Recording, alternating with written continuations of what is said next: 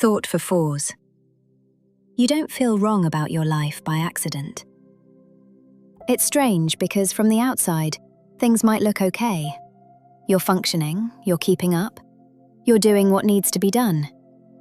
Maybe nothing is obviously falling apart.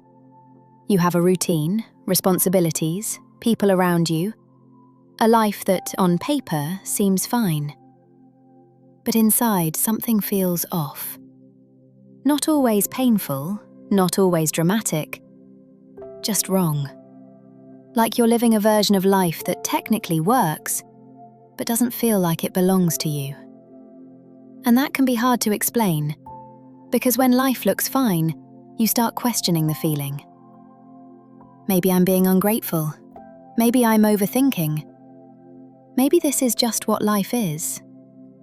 So you keep going. You ignore the quiet discomfort. You push through the days. You tell yourself there's no real reason to feel this way. But here's the shift. Your life can look fine and still not feel aligned. Those are not the same thing.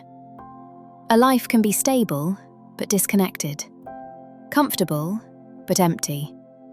Acceptable, but not honest. And sometimes the problem isn't that your life is bad. It's that it was built around things you thought you were supposed to want. The sensible choices, the safe path, the version of success that made sense from the outside. But over time, something changed. You changed. What once felt right no longer fits the same way. Your values shifted. Your needs shifted. Your sense of self shifted. But your life kept moving in the same direction. And that creates a quiet tension. Because part of you is still performing the life you built, while another part of you is starting to outgrow it. There's also something deeper happening.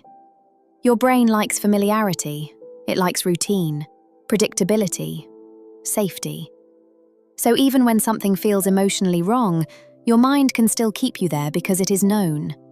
And known feels safer than uncertain. So you stay in patterns that no longer feel right. Not because you're happy in them, but because changing them feels unclear. And when you can't name exactly what's wrong, it's easier to dismiss the feeling. But that feeling is information. It might be telling you that you've been ignoring yourself, that you've been choosing approval over honesty, that you've been moving through life without asking whether it still fits. So the shift isn't about tearing everything down. It's about listening more carefully. Where do you feel most disconnected?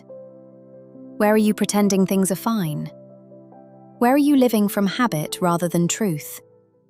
Because once you start asking those questions, the feeling becomes less confusing. It becomes a signal. Not that your whole life is wrong, but that something needs your attention. And maybe that's the truth. Your life doesn't feel wrong because you've failed. It feels wrong because some part of you is asking to be included again. The part that knows what feels real.